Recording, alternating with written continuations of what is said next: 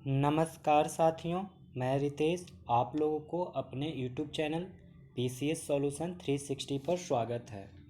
दोस्तों, मैं आप लोग को परफेक्शन IAS का सेट संख्या 2 करवाने जा रहा हूं। इसमें टोटल मेडाइवल हिस्ट्री के सारे प्रश्न हैं, टोटल 150 क्वेश्चन। तो आइए हम लोग क्वेश्चन को स्टार्ट करते हैं। पहला क्वेश्चन देखिए। सबसे पहला सवाल कह रहा है कि संस्कृत और हिंदी को संरक्षण देने वाला पहला मुगल बादशाह कौन था? तो वो अकबर था। संस्कृत और हिंदी को संरक्षण देने वाला पहला मुगल बादशाह कौन था? अकबर। लीलावती डैश से संबंधित कृति है और डैश द्वारा लिखी गई है। मतलब लीलावती किससे संबंधित कृति है और किसके द्वारा लिखा गया है? तो लीलावती बीजगणित का से संबंधित कृति है और भास्कर ने लिखे थे। लीलावती किससे संबंधित कृति है? तो बीजगणित से। और किनके द्वारा लिखी गई है? तो भास्कर से, भास्कर द्वारा। तीसरा क्वेश्चन कि निम्नलिखित में से कौन सा युग में सही सुमेलित है? तो सही सुमेलित कौन सा हो जाएगा? तो पेटकर, झारखंड।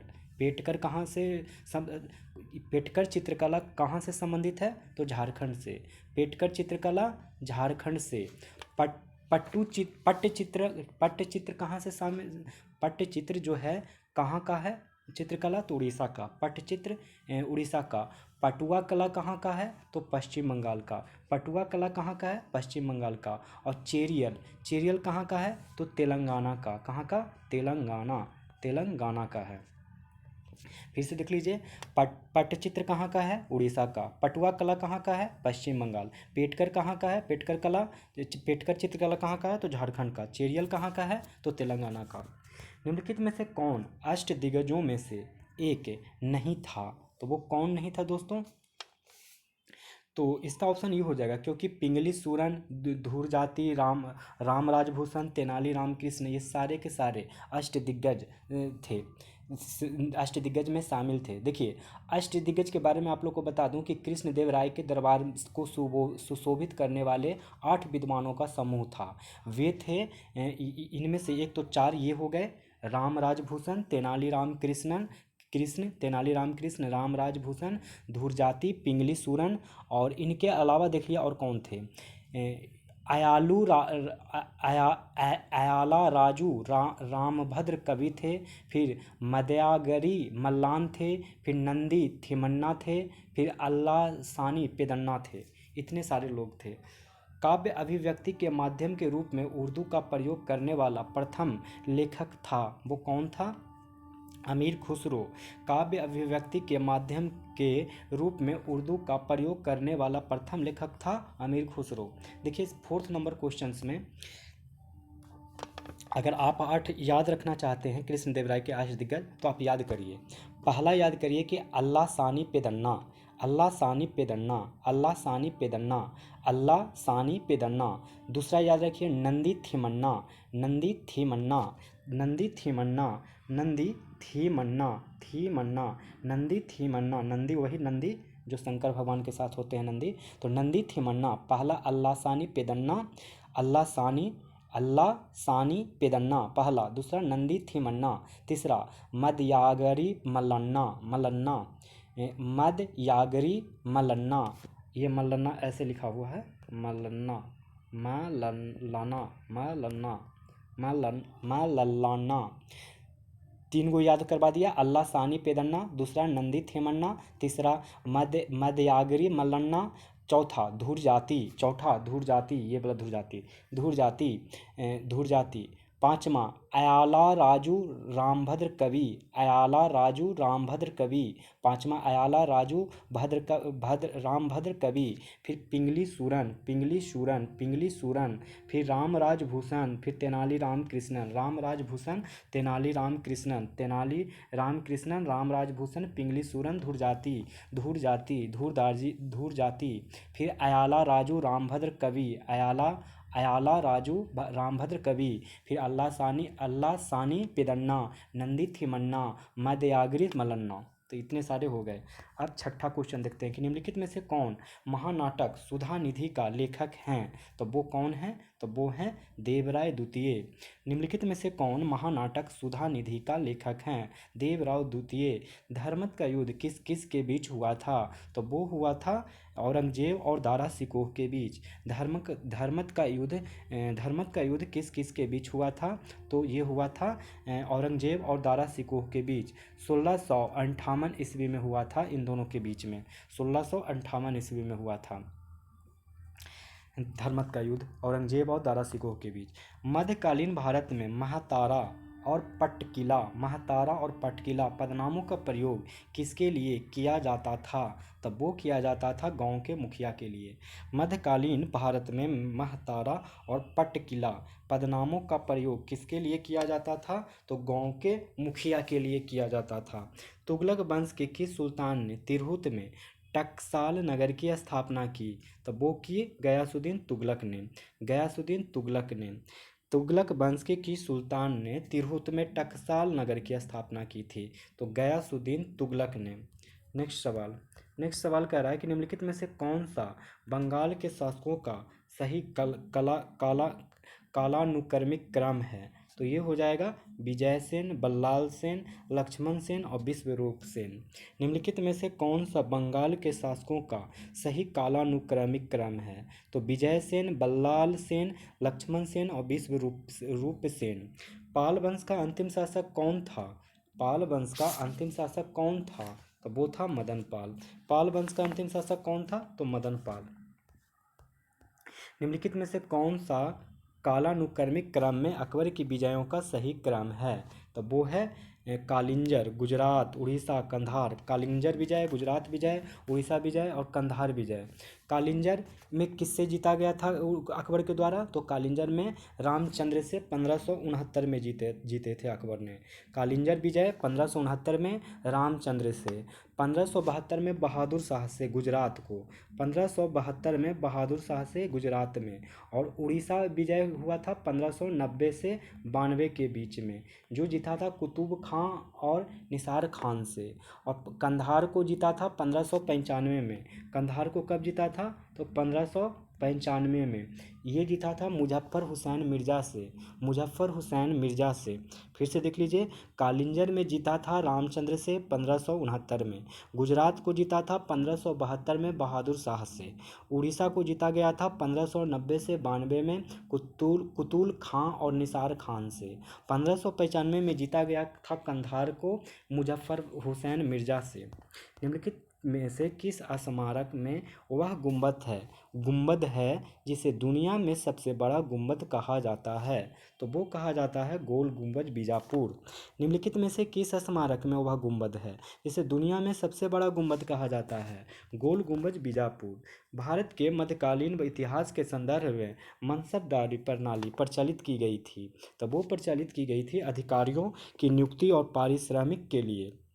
भारत के मध्यकालीन इतिहास के संदर्भ में मनसबदारी प्रणाली प्रचलित की गई थी अधिकारियों की नियुक्ति और पारिश्रमिक के लिए। बलबन की भव्य उपाधि धारण की। तो वो उपाधि धारण की जिले इलाही। बलबन की भव्य उपाधि धारण की जिले इलाही की। निम्नलिखित में से कौन अकबर के शासनकाल में केंद्रीय मशीनरी में सैन्य विभाग का प्रमुख होता था? तो वो होता था मीर बख्शी। निम्नलिखित में से कौन अकबर के शासनकाल में केंद्रीय मशीनरी में सैन्य विभाग का प्रमुख होता था? मीर बख्शी। मुगल काल में अमल गुजार था। तो वो था ई ऑप्शन। देखिए, मुगल काल में अमल गुजार भू राजस्व निर्धारण और संग्रहण करने के लिए उत्तरदायी होता था। किसके लिए होता था? तो भू राजस्व निर्धारण और संग्रहण करने के लिए उत्तरदायी होता था। फौजदार प्रशासन में दिन प्रतिदिन के काम काज को देखभाल करने के लिए जिम्मेदार होता था, जबकि काजी आपराधिक न्याय के लिए जिम्मेदार होता था। तो ये दोनों ही हो जाएगा आंसर। दिन प्रतिदिन के कामकाज के लिए जिम्मेदार कौन होता था? तो वो हो जाता था, एक सेकंड मैं बताता हूँ, फौजदार प्रशासन होता था जो दिन प्रतिदिन के कामकाज के देखरेख के लिए जिम्मेदार होता था, जबकि काजी आपराधिक न्याय के लिए जिम्मेदार होता था। डी ऑप्शन में काजी हो जाएगा और ये फौजदार प्रशासन होता। लेकिन ए और बी जो है वो अमल गुजार था, अमल गुजार का काम था। चलिए 18 नंबर देखते हैं। 18 नंबर कह रहा है कि दिल्ली का सुल्तान जिसे भारत में नहरों की सबसे बड़ी जाल बनाने के लिए जाना जाता था वह कौन था? तो वह था फिरोज शाह तुगलक। तुगलक। फिरोज शाह तुगलक ने बड़ी संख्या में नहरों का निर्माण और मरम्मत करवाया। उनमें से कुछ चार याद रखिए। यमुना से हिसार शहर तक नहर बनाया, सतलुज से घग्गर तक, घग्गर से फिरोजाबाद तक, मांडवी और सिरमौरा की पहाड़ियों से हरियाणा में हांसी तक बनाया था। निम्नलिखित में से कौन सा वह सही कालानुक्रम कर्म है जिसमें उन्हें बनाया गया था?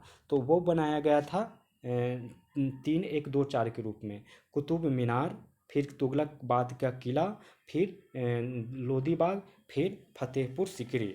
फिर पहले कौन बनाया था? तो कुतुब मीनार ने। दूसरा फिर उसके बाद बनाया गया था तुगलकाबाद का किला ने। फिर बनाया था लोधी बाग ने। फिर बनाया था फतेहपुर सिकरी ने। सुल्तान अपनी प्रजा से और प्रजा अपने सुल्तान से मुक्त हो गई। बदायूं ने किसकी मृत्यु पर यह टिप्पणी की थी? तो वो की थी मोहम्मद बिन तुगलक के बारे में। सुल्तान अपनी प्रजा से और प्रजा अपने सुल्तान से मुक्त हो गई।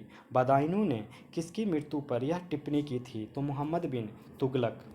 निम्नलिखित में से किस एक मुस्लिम शासक को धर्मनिरपेक्षता में उसके विश्वास के कारण उसकी मुस्लिम प्रजा द्वारा जगत गुरु के रूप में प्रतिष्ठित किया गया था? तो वो किया गया था इब्राहिम आदिल शाह द्वारा।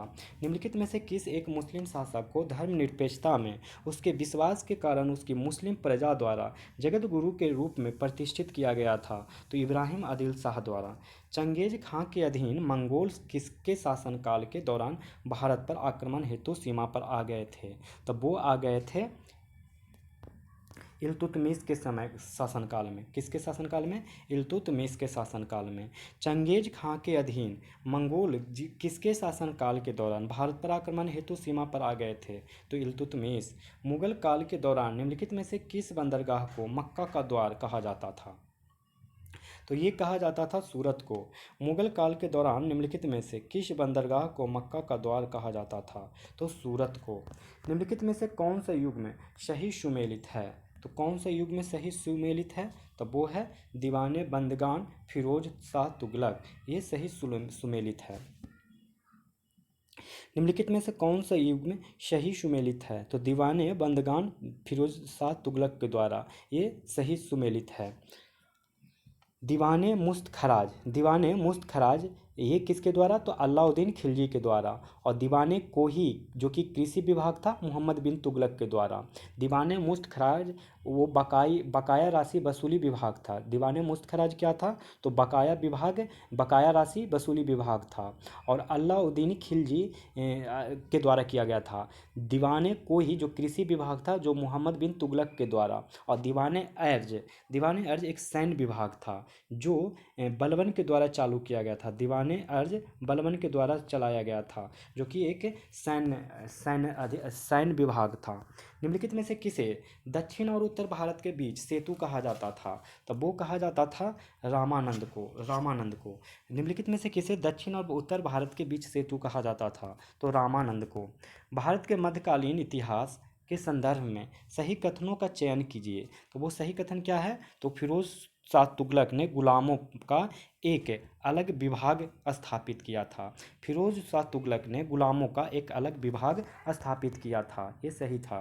दिल्ली सल्तनत के तुगलक वंश का अंतिम शासक कौन था? तो वो था नसीरुद्दीन महमूद।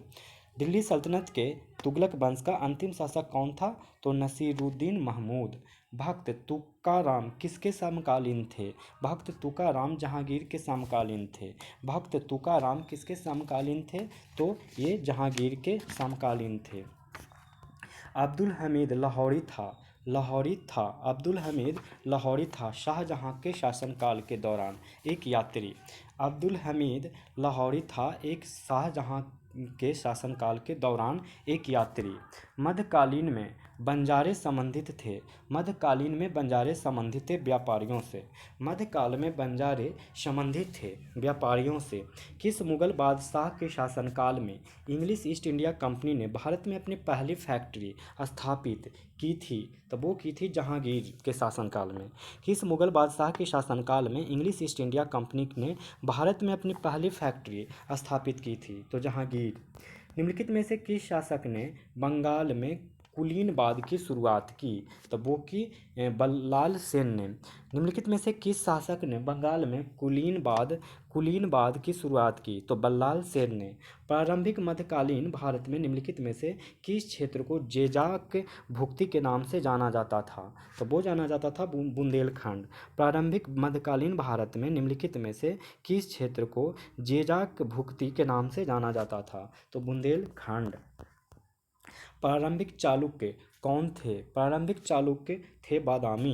प्रारंभिक चालुक्य कौन थे? तो बादामी। राजस्थान में ओसियान के मंदिर नगर की स्थापना की गई थी। तो वो की गई थी गुर्जर प्रतिहारों द्वारा। राजस्थान में ओसियान के मंदिर नगर की स्थापना की गई थी गुर्जर प्रतिहारों द्वारा। राज्य के खर्च पर हज यात्रा आयोजित करने वाला पहला भारतीय शासक कौन था? तो वो था अकबर। राज्य के खर्च पर हज यात्रा आयोजित करने वाला पहला भारतीय शासक कौन था? अकबर। विजयनगर साम्राज्य द्वारा निम्नलिखित में से किसका सबसे बड़ी मात्रा में आयात किया जाता था? विजयनगर साम्राज्य द्वारा निम्नलिखित में से किसका सबसे बड़ी मात्रा में आयात किया जाता था? तो घोड़ों का। विजयनगर साम्राज्य द्वारा निम्नलिखित में से किसका सबसे बड़ी मात्रा में आयात किया जाता था? घोड़ों का। निम्नलिखित में से कौन सी सुल्तान फिरोज शाह तुगलक की कृति थी? तो वो था फुतुहत ए फिरोज शाही। निम्नलिखित में से कौन सी सुल्तान फिरोज शाह तुगलक की कृति थी? तब फुतुहत ए फिरोज शाही। निम्नलिखित में से किस शासक ने सर्वप्रथम मोहम्मद गोरी को पराजित किया था? तो भीम द्वितीय ने। निम्नलिखित में से किस शासक ने सर्वप्रथम मोहम्मद गोरी को पराजित किया था? तो भीम द्वितीय ने। किसके शासनकाल में विजयनगर साम्राज्य की स्थापना हुई थी? तो वो हुई थी मोहम्मद बिन तुगलक के शासनकाल में। किसके शासनकाल में विजयनगर साम्राज्य की स्थापना हुई थी? तो मोहम्मद बिन तुगलक। संगम युग के दौरान निम्नलिखित में से कौन से बंदरगाह पश्चिमी तट पर स्थित थे? तो इसका आंसर ई हो जाएगा। देखिए मुसीरी और टोंडी ये सारे पश्चिमी तट पर स्थित थे। मुसरी और टोंडी कहाँ थे? तो पश्चिमी तट पर। संगम युग के दौरान निम्नलिखित में से कौन से बंदरगाह पश्चिमी तट पर स्थित थे? तो मुसरी और टुंडी कहाँ थे? पश्चिमी तट पर। और कोरकई और कावेरी पट्टनम ये दोनों ही थे तमिल भूमि के मुख्य पत्तनों में थे जहाँ विदेशियों की भीड़ लगी रहती थी। ये दोनों ऊपर के दोनों कावेरी पट्टनम और कोरकई पूर्वी तट पर और मुसीरी और टोंडी पश्चिमी तट पर थे। निम्नलिखित में से किस मुगल बादशाहों के काल में न्याय का सर्वोच्च अधिकारी नियुक्त किया गया था? तो वो किया गया था कुजात। निम्नलिखित में से किस मुगल बादशाहों के काल में न्याय का सर्वोच्च अधिकारी नियुक्त किया गया था? तो काजी उल कुजात। किस शासक ने उलुग खां और नुसरत खान को गुजरात पर आक्रमण करने के लिए भेजा था? तो वो भेजा था अलाउद्दीन खिलजी। किस शासक ने उलुग खां और नुसरत खान को गुजरात पर आक्रमण करने के लिए भेजा था? अलाउद्दीन खिलजी। किस मुगल शासक के मनसबदारों में सबसे अधिक हिंदू थे? तो वो थे औरंगजेब। किस मुगल शासक के मनसबदारों में सबसे अधिक हिंदू थे? औरंगजेब। किस मुगल बादशाह ने अपने राज्याभिषेक के दौरान शाह गाजी की उपाधि धारण की थी? तो वो की थी जहांगीर। किस मुगल बादशाह ने अपने राज्याभिषेक के दौरान शाह गाजी की उपाधि धारण की थी? जहांगीर। हसन निजामी और फख्र ए मुदब्बिर निम्नलिखित में से किस शासक के दरबारी कवि थे? तो वो थे कुतुबुद्दीन ऐबक के। हसन निजामी और फख्र ए मुदब्बिर निम्नलिखित में से किस शासक के दरबारी कवि थे? तो कुतुबुद्दीन ऐबक। करघा निम्नलिखित में से किस युग अवधि का तकनीकी नवाचार था? तो वो था सल्तनत युग का। करघा निम्नलिखित में से किस युग या अवधि का तकनीकी नवाचार था? तो सल्तनत युग का। निम्न में से किस शासक ने चंदेल राज का विलय कर लिया था? तो वो कर लिया था अलाउद्दीन खिलजी। निम्नलिखित में से किस शासक ने चंदेल राज का विलय कर लिया था? तो अलाउद्दीन खिलजी। निम्नलिखित में से किसने इस्लाम शाह की उपाधि धारण की थी? तो वो कौन की थी? तो जलाल खां सूरी ने। निम्नलिखित में से किसने इस्लाम शाह की उपाधि धारण की थी? तो जलाल खां सूरी ने। निम्नलिखित में से कौन अकबर के शासनकाल के दौरान लिखा गया था? तो वो लिखा गया था ऑप्शन ई। देखिए, ये सारे जो देख रहे हैं, हुमायूंनामा, अकबरनामा, तारीख़ शेरशाही, मुत्तखेब उत तबारिक, ये सारे ही अकबर के शासनकाल के दौरान लिखा गया था। हुमायूंनामा, तारीख़ शेरशाही, अकबरनामा और मुत्तखाब उल तवारीख अकबर के शासनकाल में लिखे गए थे। अकबर साहित्य का महान संरक्षक था। हुमायूंनामा जो था वो लिखा गया था गुलबदन बेगम के द्वारा। तारीख़ शेरशाही लिखा गया था याह्या बिन अहमद के द्वारा। याह्या बिन अहमद के द्वारा। याह्या बिन अहमद सरहिंदी द्वारा। और अकबरनामा लिखा गया था अबुल फजल के द्वारा। अकबरनामा अबुल फजल के द्वारा। फिर फजल के द्वारा। और मुंतखाब उल तवारीख ये लिखा गया था मुल्ला अब्दुल कादिर बदायूनी द्वारा। मुल्ला अब्दुल कादिर बदायूनी द्वारा लिखा गया था। अब एक कॉमन क्वेश्चन देखते हैं, कॉमन नंबर। निम्नलिखित में से कौन सा युग में सही सुमेलित है? तो कौन सा सही युग में सुमेलित है? तो अलाई दरवाज़ा दिल्ली अलाउद्दीन खिलजी द्वारा बनवाया गया था। अलाई दरवाज़ा कहाँ है? दिल्ली में। किसके द्वारा? तो अलाउद्दीन खिलजी द्वारा बनवाया गया है, यही सही है। अब देखते हैं 52 नंबर क्वेश्चन। 52 का कह रहा है कि मध्यकाल में हुई निम्नलिखित में से कौन सी लड़ाइयाँ सुमेलित है? तो अप्रैल 1659 में देवराई का युद्ध, ये सही सुमेलित है। देवराई का युद्ध कब हुआ था? 1659 में।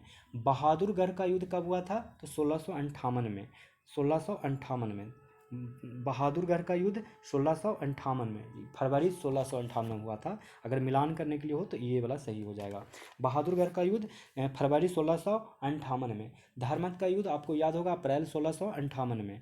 अप्रैल 1658 में धर्मत का युद्ध। और सामूगढ़ का युद्ध आपको पता होगा जून 1658 में। जून 1658 में सामूगढ़ का युद्ध।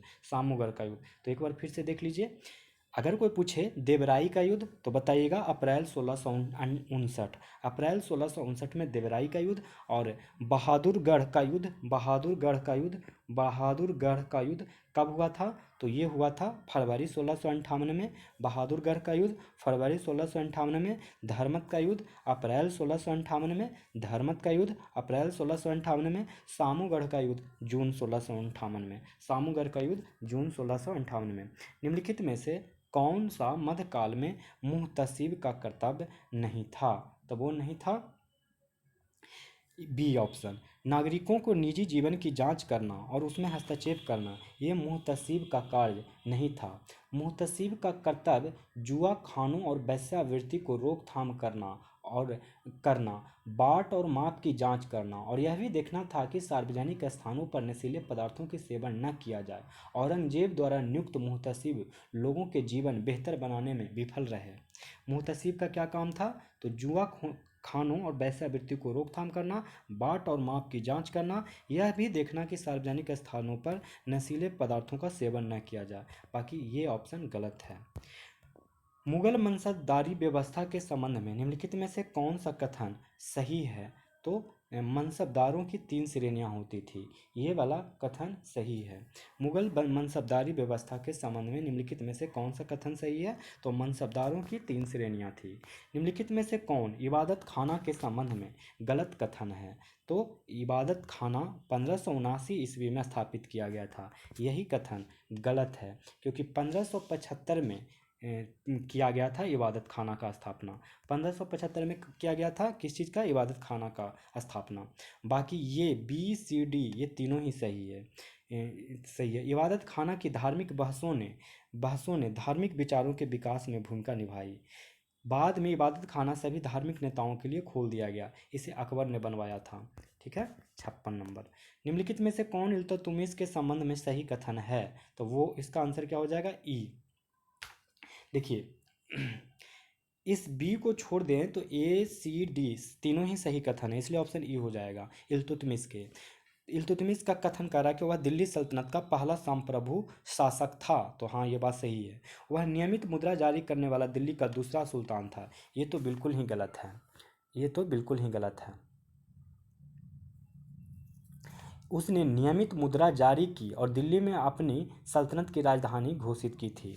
ये इसने मुद्रा तो जारी किया था, उसने दिल्ली को अपनी सल्तनत की राजधानी घोषित की। उसने तुर्कान चहलगानी नामक तुर्की कुलीन वर्ग का निर्माण किया, ये भी सही है, जिसे बलबन ने ख़त्म कर दिया था। बलबन भी उसी उसी चहलगानी का एक सदस्य था। सल्तनत काल के संबंध में निम्नलिखित में से कौन सा गलत विकल्प है? तो अलाउद्दीन खिलजी ने अपने आप को सिकंदर का नाम सिकंदर ए सानी दिया, ये वाला गलत है। दिल्ली का सुल्तान अलाउद्दीन खिलजी पहला नहीं बल्कि दूसरा सिकंदर था, क्योंकि उसने सिकंदर सानी द्वितीय की उपाधि धारण की थी। समझ गए? दूसरा पॉइंट, ये बी सी डी पॉइंट सही है। पहला बी का, जलालुद्दीन खिलजी यह विचार आगे बढ़ाने वाला दिल्ली सल्तनत का वह पहला शासक था कि राजत्व सरकार के सहर्ष समर्थन पर आधारित होना चाहिए। जलालुद्दीन खिलजी यह विचार आगे बढ़ाने वाला दिल्ली सल्तनत का पहला शासक था कि राजत्व सरकार को सहर्ष समर्थन पर आधारित होना चाहिए।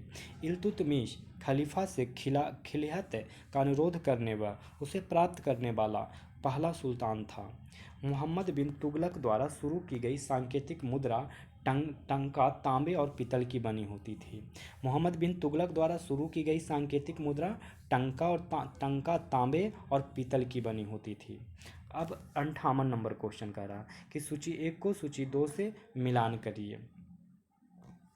सूची 1 को सूची 2 से मिलान करने पर आंसर आएगा सी। मुफ्ती को मिलान होगा कानून का प्रतिपादक से।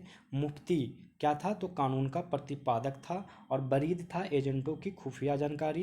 बरीद क्या था? तो एजेंटों की खुफिया जानकारी। कोतवाल, कोतवाल क्या था? तो नगर प्रशासन का प्रमुख। कोतवाल क्या था? तो नगर प्रशासन का प्रमुख। आरिज ए मुमालिक कौन था? तो सेना का प्रभारी। आरिज ए मुमालिक कौन था? तो सेना का प्रभारी। कोतवाल कौन था? तो नगर प्रशासन का प्रमुख। बरीद कौन था? तो एजेंटों की खुफिया जानकारी। मुफ्ती कौन था? तो कानून का प्रतिपादक। गंगईकोंड चोलपुरम की स्थापना की गई थी। गंगईकोंड चोलपुरम की स्थापना की गई थी, तो वो की गई थी राजेंद्र प्रथम द्वारा। गंगईकोंड चोलपुरम की स्थापना की गई थी, तो राजेंद्र प्रथम द्वारा।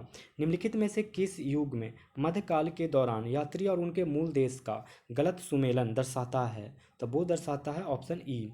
देखिए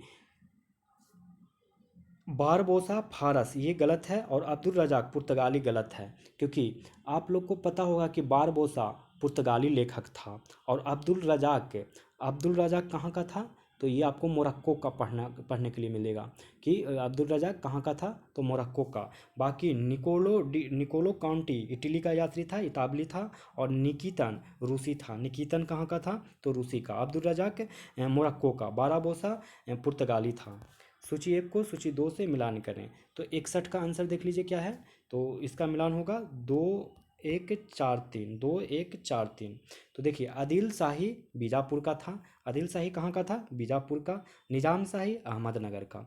निजाम शाही अहमदनगर का। इमाद शाही बरार का। और कुतुब शाही गोलकुंडा का। कुतुब शाही कहाँ का था? तो गोलकुंडा का। आदिल शाही बीजापुर का, निजाम शाही अहमदनगर का, इमाद शाही बरार का और कुतुब शाही गोलकुंडा का।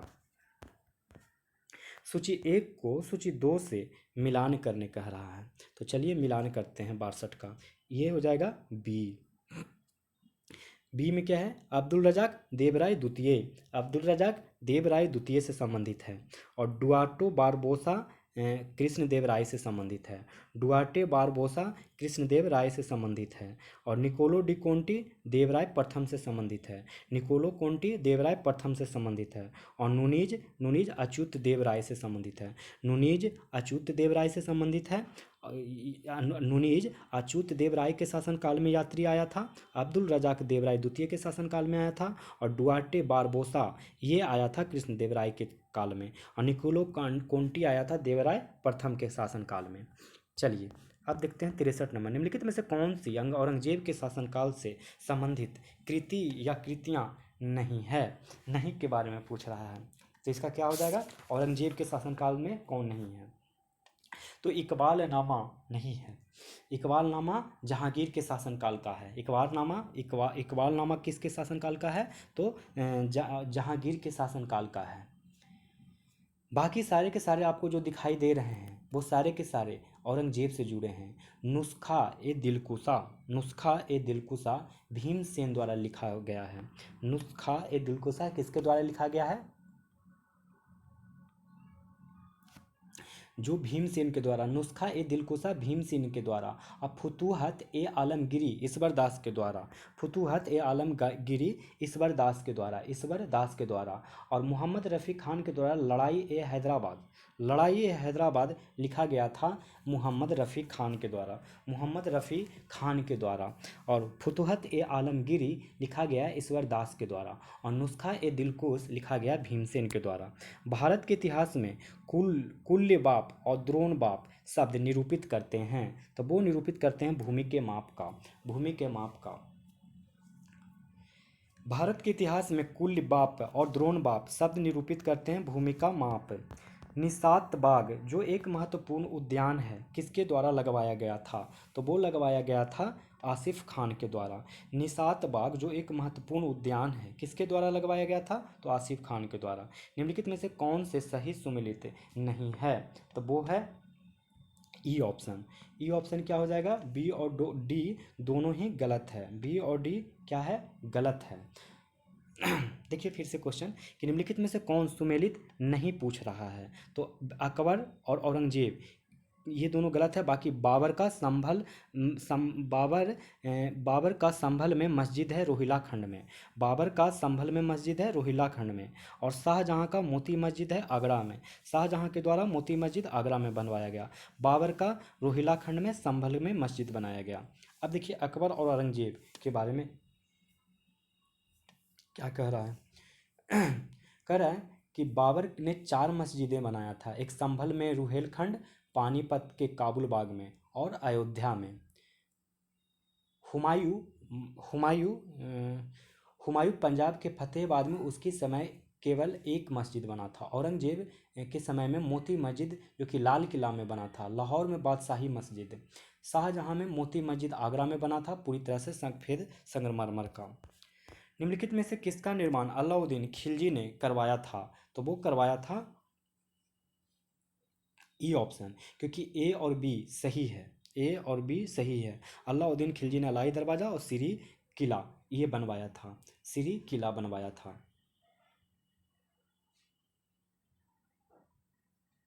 यह हौज खास जो देख रहे हैं ना, फिरोज शाह तुगलक के द्वारा बनवाया गया था। हौज खास फिरोज शाह तुगलक के द्वारा बनवाया गया था। और हुमायूं के द्वारा दीन पनाह बनाया गया था। ये दीन पनाह हुमायूं के द्वारा। सीरी का किला और अलाई दरवाज़ा अलाउद्दीन खिलजी के द्वारा। और मीनार ए अलाई भी अलाउद्दीन खिलजी के द्वारा ही बनाया गया है। मीनार ए अलाई भी अलाउद्दीन खिलजी के द्वारा। 68 नंबर, सही सुमेलित पूछ रहा है कि कौन है, तो इसका आंसर हो जाएगा हुमायूं ने दिल्ली पर पुनः विजय प्राप्त किया था 1555 ईस्वी में। 1555 ईस्वी में क्या हुमायूं ने दिल्ली पर पुनः विजय प्राप्त किया था।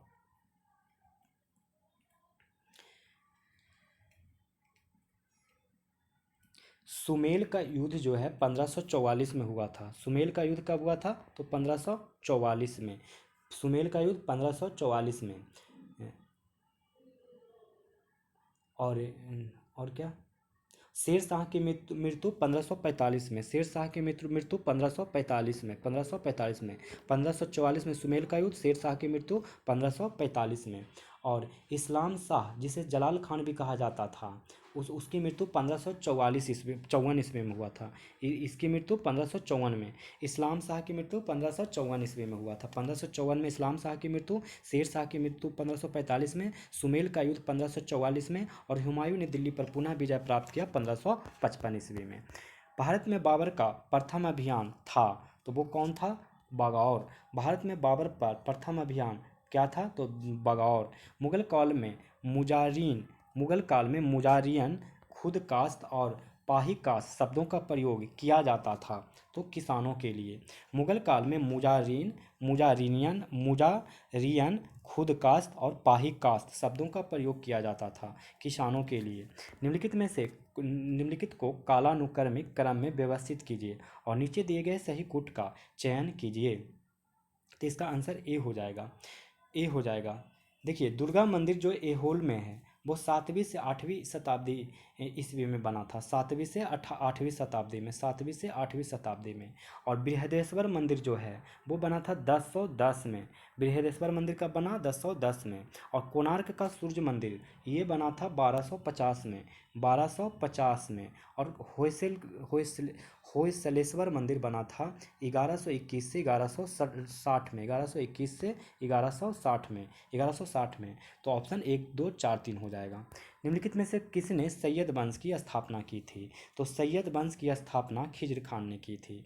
सैयद वंश की स्थापना खिज्र खान ने की थी। निम्नलिखित में से किस सुल्तान ने सिजदा और पाबोस की शुरुआत की? तो गयासुद्दीन बलबन ने। सिजदा और पाबोस की शुरुआत किसने की? तो गयासुद्दीन बलबन ने। निम्नलिखित में से कौन दिल्ली सुल्तान का सुल्तान बनने वाला एकमात्र धर्म परिवर्तित भारतीय मुसलमान था? तब वो था नसरुद्दीन खुसरो शाह। निम्नलिखित में से कौन दिल्ली सल्तनत का सुल्तान बनने वाला एकमात्र धर्म परिवर्तित भारतीय मुसलमान था? तो नसरुद्दीन खुसरो शाह। निम्नलिखित में से किसे मोहम्मद बिन तुगलक ने संरक्षण दिया था? तब वो दिया था जीन प्रभा सूरी को। निम्नलिखित में से किसे मोहम्मद बिन तुगलक ने संरक्षण दिया था? तो जीन प्रभा सूरी को। मुहम्मद बिन तुगलक का सांकेतिक मुद्रा का प्रयोग सफल नहीं रहा। तो वो नहीं रहा क्योंकि बड़े पैमाने पर नकली मुद्रा ढालने के कारण। मुहम्मद बिन तुगलक का सांकेतिक मुद्रा का प्रयोग सफल नहीं रहा क्योंकि बड़े पैमाने पर नकली मुद्रा ढालने के कारण। मोहम्मद बिन तुगलक के निम्नलिखित कार्यक्रमों को उनके घटित होने के कालानुक्रमिक क्रम में व्यवस्थित कीजिए और नीचे दिए गए सही कूट का चयन कीजिए। तो सही कूट का चयन हो जाएगा 2, 1, 3, 4। दोआब में कराधान वृद्धि पहला, और उसके बाद पहले ये हो जाएगा, और उसके बाद दूसरे नंबर पे राजधानी स्थानांतरित हो जाएगा, और तीसरे नंबर पे ये सांकेतिक मुद्रा जारी करना हो जाएगा, और चौथे नंबर पे कांगड़ा अभियान हो जाएगा। फिर से देख लीजिए, मोहम्मद बिन तुगलक के निम्नलिखित कार्यक्रमों को उनके घटित होने के कालानुक्रम में व्यवस्थित कीजिए और नीचे दिए गए सही कूट का चयन भी कीजिए। तो इसका आंसर क्या हो जाएगा? सी। तो पहले मतलब क्या हो जाएगा? दोआब में कराधान में वृद्धि, फिर राजधानी स्थानांतरण, और फिर सांकेतिक मुद्रा जारी करना, फिर कांगड़ा अभियान। ये चारों ही थे। इतिहासकार रॉबर्ट सेबल ने निम्नलिखित में से किस साम्राज्य को भूला बिसरा साम्राज्य कहा था? तब वो कहा था विजयनगर साम्राज्य को। इतिहासकार रॉबर्ट सेबेल ने निम्नलिखित में से किस साम्राज्य को भूला बिसरा साम्राज्य कहा था? तो विजयनगर साम्राज्य को। विजयनगर काल के दौरान द्रविड़ वास्तुकला की महत्वपूर्ण विशेषता थी। तो वो थी कल्याण मंडप।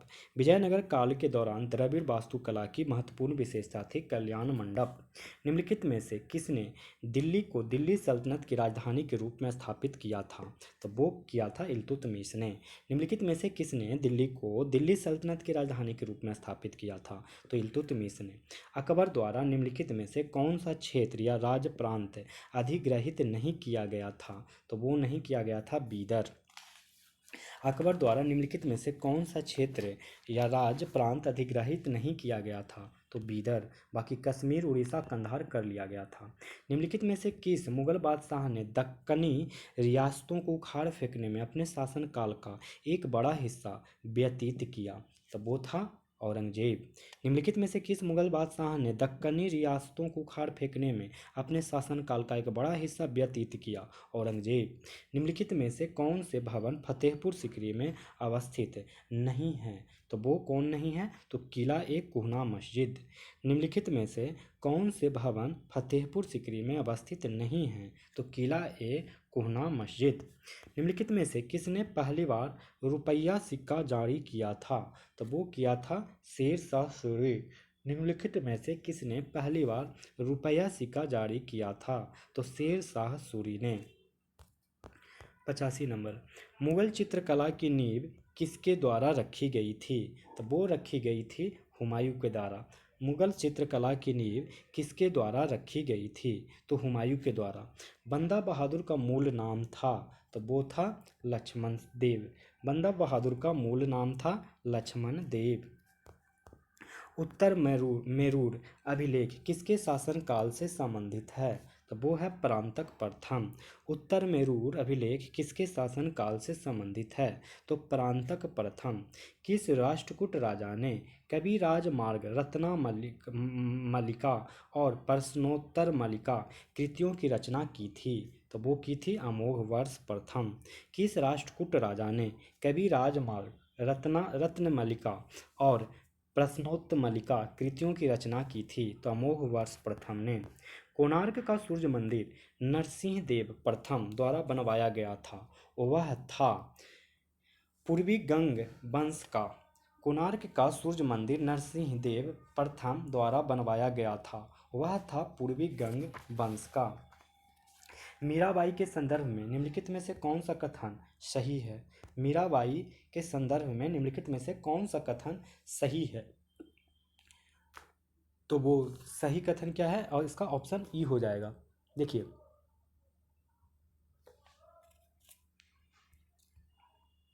बी को छोड़कर गलत है। बी में क्या कह रहा है? उन्होंने लोगों को एक बड़े संप्रदाय को आकर्षित किया जो उनके अनुयायी बन गए। ये गलत कथन है। बाकी सब सही है। वह एक राजपूत राजकुमारी थी। उनके गीत गुजरात और राजस्थान में निचली जाति के लोगों द्वारा गाए जाते थे। वह गुरु रविदास से प्रभावित थी। ये तीनों ही सही है।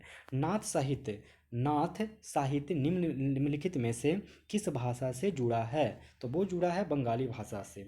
नाथ साहित्य निम्नलिखित में से किस भाषा से जुड़ा है? तो बंगाली भाषा से। भारत के मध्यकालीन इतिहास के संदर्भ में इजरादार शब्द का निम्नलिखित में से किसके लिए प्रयोग किया जाता था? तो राजस्व संग्राहक से। भारत के मध्यकालीन इतिहास के संदर्भ में इजरादार शब्द का निम्नलिखित में से किसके लिए प्रयोग किया जाता था? तो राजस्व संग्राहक से। 93, मध्यकालीन भारत में बेट्टी शब्द संदर्भित करता था? तो ये करता था जबरन श्रम के रूप में एकत्रित करों से को। मध्यकालीन भारत में बेट्टी शब्द पर संदर्भित करता था जबरन श्रम के रूप में एकत्रित करों के। तमिल भक्ति आंदोलन के अलवार और नयनार के संदर्भ में निम्नलिखित में से कौन से कथन सही हैं? तो वो कौन से कथन सही हैं? तो दोनों समाज के सभी जातियों के लिए खुले थे। तमिल भक्ति आंदोलन के अलवार और नयनार के संदर्भ में निम्नलिखित में से कौन से कथन सही हैं? तो वो हैं दोनों समाज के सभी जातियों के लिए खुले थे। 95 नंबर, कौन से युग में सही सुमेलित पूछ रहा है? तो सही सुमेलित कौन हो जाएगा? चोल का तमिलनाडु। चोल में तमिलनाडु, ये सही कथन है। नेक्स्ट सवाल, वह मुगल सम्राट शाहजहां के शासन कालों के दौरान भारत का भ्रमण करने वाला फ्रांसीसी चिकित्सक था। वह कुछ समय तक मुगल शहजादे द्वारा दारा शिकोह का निजी चिकित्सक रहा था और बाद में मुगल दरबार में अमीर बना दिया गया था। वह कौन था? तो वह था फ्रैंकोइस बर्नियर। वह मुगल सम्राट शाहजहां के शासनकाल के दौरान भारत का भ्रमण करने वाला फ्रांसीसी चिकित्सक था। वह कुछ समय तक मुगल शहजादे दारा शिकोह का निजी चिकित्सक रहा था और बाद में मुगल दरबार में अमीर बना दिया गया था। वह था फ्रैंकोइस बर्नियर। कीर्तन घोष में निम्नलिखित में से किसका आख्यान है? तो किसका आख्यान है कीर्तन घोष में? तो वो है कृष्ण। कीर्तन घोष में निम्नलिखित में से किसका आख्यान है? तो कृष्ण का। मध्यकालीन इतिहास के संदर्भ में आईने अकबरी निम्नलिखित में से किस विषय से संबंधित है? तो वो है अकबर के प्रशासन से, घर गृहस्थी से। मध्यकालीन इतिहास के संदर्भ में आईने अकबरी निम्नलिखित में से किस विषय से संबंधित है? तो अकबर के प्रशासन से, घर गृहस्थी से। भक्ति आंदोलन के संबंध में निम्नलिखित कथनों पर विचार कीजिए और सही कथन की पहचान कीजिए। तो इसका आंसर क्या हो जाएगा? ई।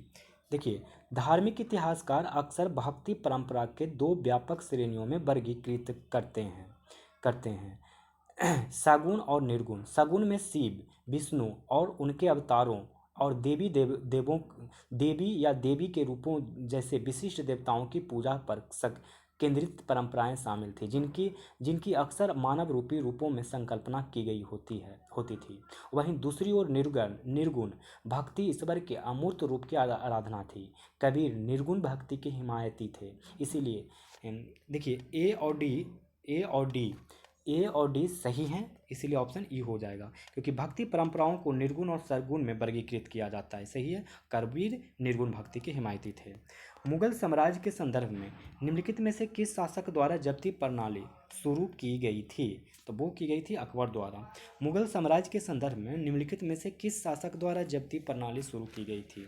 तो अकबर द्वारा। निम्नलिखित में से किन वर्तमान राज्यों के क्षेत्र इलाके विजयनगर सम्राट कृष्णदेवराय के नियंत्रणाधीन नहीं थे? तो वो कौन नहीं थे? तो मध्य प्रदेश नहीं थे। निम्नलिखित में से किन वर्तमान राज्यों के क्षेत्र इलाके विजयनगर सम्राट कृष्णदेवराय के नियंत्रणाधीन नहीं थे? तो मध्य प्रदेश। कि सुल्तान ने अमीरों को उसके अनुमति के बिना भोज और उत्सव आयोजित करने और विवाह गठबंधन करने से निषेध कर दिया था? तो वो कौन था? तो अलाउद्दीन खिलजी। कि सुल्तान ने अमीरों को उसके अनुमति के बिना भोज और उत्सव आयोजित करने और विवाह गठबंधन करने से निषेध कर दिया था? अलाउद्दीन खिलजी ने। निम्नलिखित में से किस यात्री ने अपने अनुभवों को किताब ए रिहला में दर्ज किया था? तो इब्न बतूता। निम्नलिखित में से किस यात्री ने अपने अनुभवों को किताब ए रिहला में दर्ज किया था? Ibn Battuta. निम्नलिखित में से कौन राष्ट्रकूट वंश का संस्थापक था? तो वो कौन था? दंती दुर्ग। निम्नलिखित में से कौन राष्ट्रकूट वंश का संस्थापक था? तो दंती दुर्ग। शक्तिशाली मुगल साम्राज्य के संस्थापक बाबर का वंश पितृवंश से तैमूर और मातृवंश से चंगेज खान से जुड़ा था। शक्तिशाली मुगल साम्राज्य के संस्थापक बाबर का वंश पितृवंश से तैमूर और मातृवंश से चंगेज खान से जुड़ा हुआ था। अब 106 नंबर, मध्यकालीन भारत के संदर्भ में डोमिंगो पाएस और बारबोसा कौन थे? तो वो थे पुर्तगाली यात्री।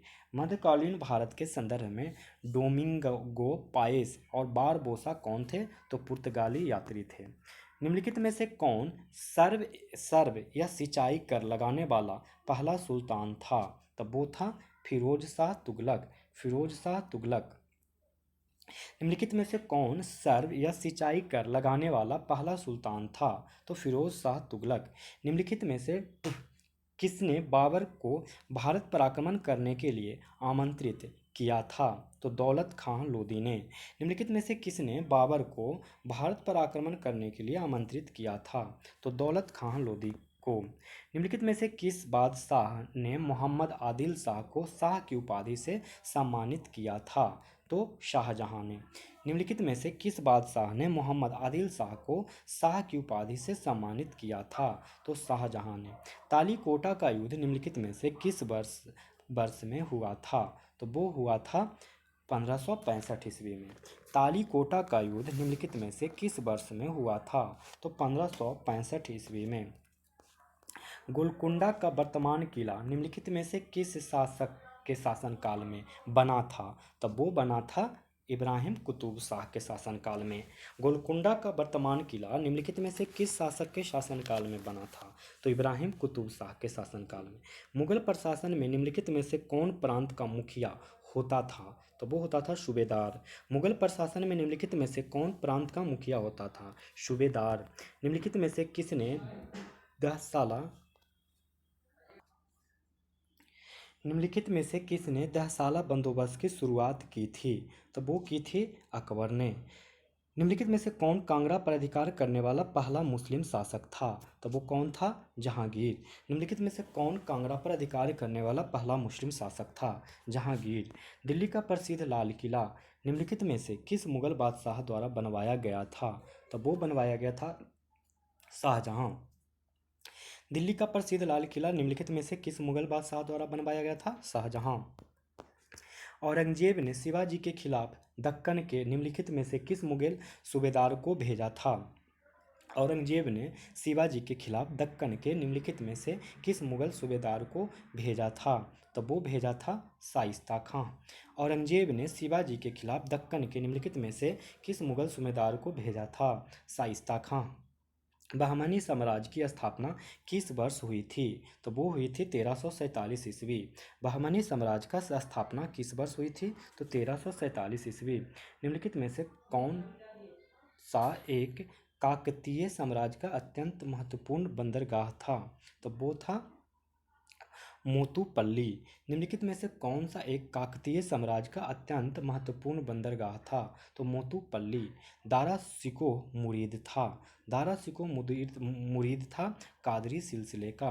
दारा शिकोह मुरीद था कादरी सिलसिले का। दीवाने बंदगान निम्नलिखित में से किसका विभाग था? तो वो था गुलामों का। दीवाने बंदगान निम्नलिखित में किसका विभाग था? तो गुलामों का। अब देखिए, निम्नलिखित में से सूची 1 को सूची 2 से सुमेलित करने कह रहा है। तो इसका आंसर क्या हो जाएगा? इसका आंसर ई हो जाएगा कि सही सुमेलित कौन सा है? तो ई। क्यों हो जाएगा ई? तो देखिए, द्वैतवाद का सिद्धांत माने प्रतिपादक माधवाचार्य थे और शुद्ध अद्वैतवाद का बल्लभाचार्य। द्वैतवाद का माधवाचार्य, शुद्ध अद्वैतवाद का बल्लभाचार्य थे। ठीक है ना? अब देखिए, अद्वैतवाद का शंकराचार्य थे और विशिष्ट द्वैतवाद का रामानुजाचार्य। विशिष्ट द्वैतवाद का रामानुजाचार्य, अद्वैतवाद का शंकराचार्य।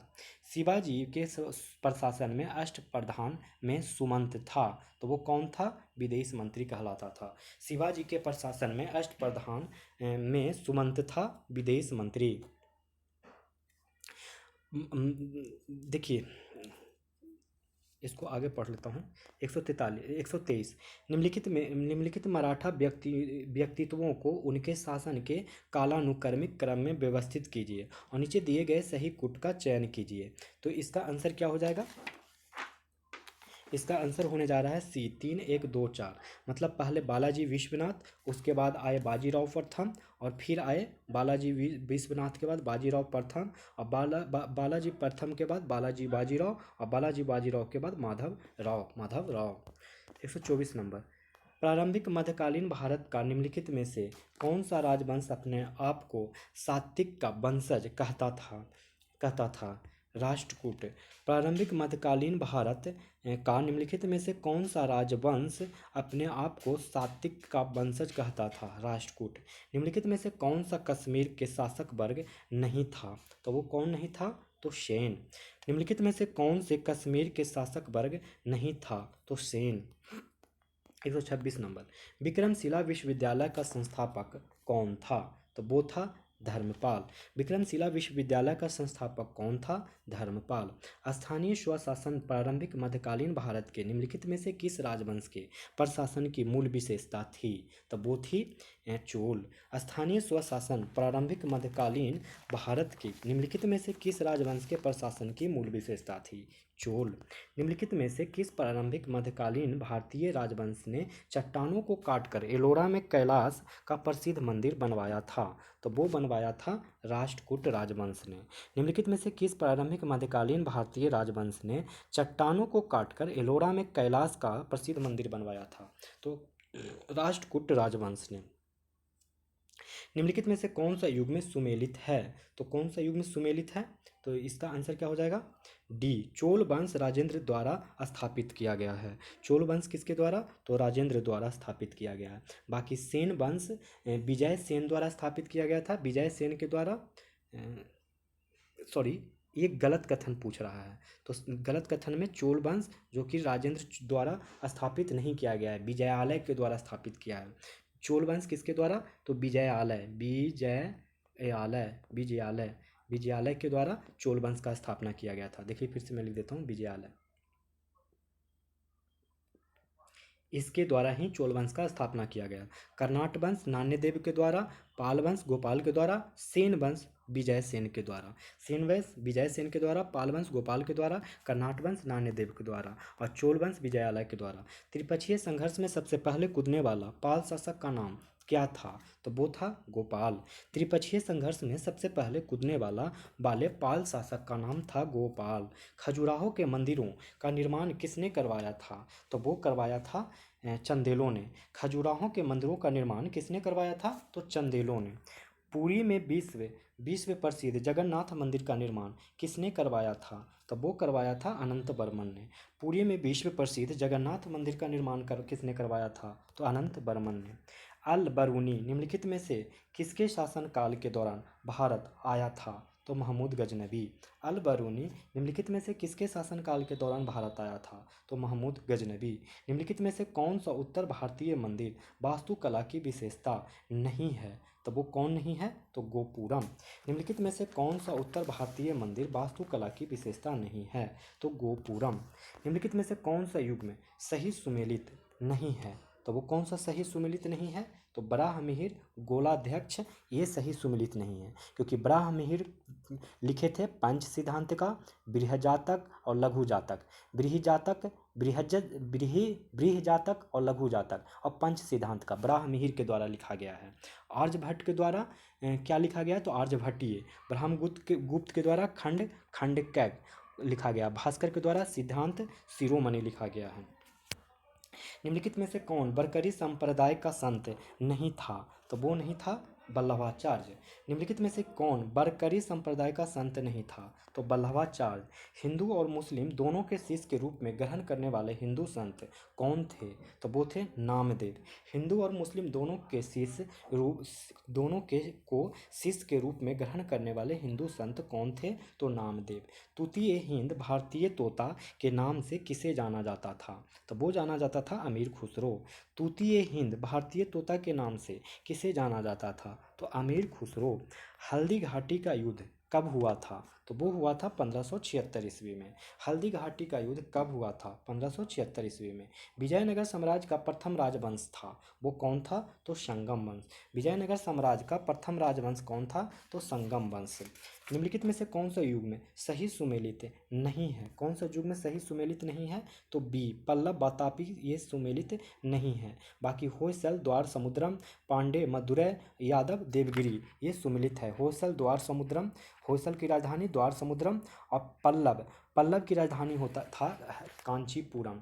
कांचीपुरम, कांचीपुरम, कांचीपुरम, ये था पल्लव की राजधानी। पांड्य की मदुरै, यादव की देवगिरी, होयसल के द्वार समुद्रम। देखते हैं अब 142 नंबर क्वेश्चन। 142 कह रहा कि विजयनगर के किस शासक ने चीन के सम्राट के पास अपना दूत भेजा था? तो बुक्का प्रथम के पास। विजयनगर के किस शासक ने चीन के सम्राट के पास अपना दूत भेजा था? बुक्का प्रथम। अकबर के दरबार के सर्वाधिक प्रसिद्ध संगीतकार तानसेन का मूल नाम था, वो क्या नाम था? तो वो था रामतनु पांडे। अकबर के दरबार के सर्वाधिक प्रसिद्ध संगीतकार तानसेन का मूल नाम था रामतनु पांडे। तकावी ऋण निम्नलिखित में से किसको संदर्भित करता था? तकावी ऋण निम्नलिखित में से खेती के लिए ऋण संदर्भित करता था। तकावी ऋण निम्नलिखित में से किसको संदर्भित करता था? तो खेती के लिए ऋण। निम्नलिखित में से किसके चलते बहमनी साम्राज्य का विघटन हुआ था? तो वो हुआ था विजयनगर साम्राज्य के साथ संघर्ष। निम्नलिखित में से किसके चलते बहमनी साम्राज्य का विघटन हुआ? तो विजयनगर साम्राज्य के साथ संघर्ष। राज्य द्वारा सीधे भुगतान की जाने वाली दिल्ली सल्तनत की सबसे बड़ी अस्थायी सेना बनाई गई थी, तो वो बनाई गई थी अलाउद्दीन खिलजी द्वारा। राज्य द्वारा सीधे भुगतान की जाने वाली दिल्ली सल्तनत की सबसे बड़ी अस्थायी सेना बनाई गई थी, तो अलाउद्दीन खिलजी द्वारा। मुगल उद्यान निम्नलिखित में से किस शैली से प्रेरित थे? तो वो थे फारसी। मुगल उद्यान निम्नलिखित में से किस शैली से प्रेरित थे? फारसी। गुरु ग्रंथ साहिब के प्रथम संस्करण संकलन करने वाले सिख गुरु थे, तो अर्जुन देव। गुरु ग्रंथ साहिब के प्रथम संस्करण संकलन करने वाले सिख गुरु थे अर्जुन देव। प्रसिद्ध अटाला मस्जिद संबंधित है, तो वो संबंधित है सरकी शासकों से। प्रसिद्ध अटाला मस्जिद संबंधित है सरकी शासकों से। उपनिषदों का फारसी में डैश द्वारा के शीर्षक के अनुवाद किया गया था, तो आंसर सी दारा सिकोह और सीरे अकबर। उपनिषदों का फारसी में दारा सिकोह द्वारा सीरे अकबर के शीर्षक के अनुवाद किया गया था। तो इस तरीके से दोस्तों परफेक्शन आईएएस का सेट प्रैक्टिस संख्या 2 भी खत्म हो गया, जिसमें मेडिवल हिस्ट्री है। अब बहुत ही जल्द सेट 3 आएगा मॉडर्न हिस्ट्री के साथ। तो अगर आप लोग को ये वीडियो पसंद आ रहा हो तो लाइक करें, और चैनल पे नए हो तो सब्सक्राइब करें, और अपने दोस्तों को भी शेयर करें। दोस्तों अगर कुछ सुझाव देना चाहते हैं तो मेरे कमेंट बॉक्स में आप कमेंट कर सकते हैं। अब आपको छोड़े चलता हूँ इसी उम्मीद के साथ कि आप लोग अपने चरित्र को इस प्रकार बनाएंगे कि महिलाएं जब आपके साथ हों तो महिलाएं आप सुरक्षित महसूस करें आपके साथ होने से। धन्यवाद।